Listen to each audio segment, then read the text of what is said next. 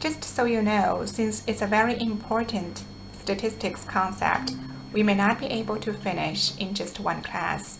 If there's something that you don't quite understand very well, bear with it. We're going to come back to the concept again and again, and at each time you're going to get a deeper and deeper understanding about it.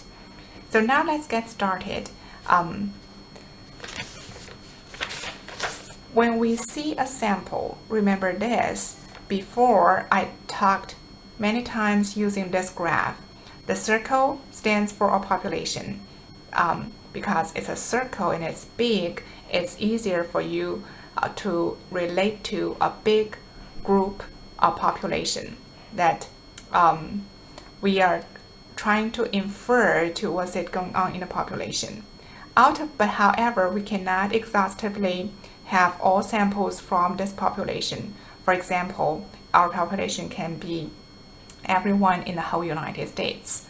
Okay, we cannot get all subjects from the population, so we draw out samples. I usually use the squares to represent samples. And when we decide a sample size, this is our n.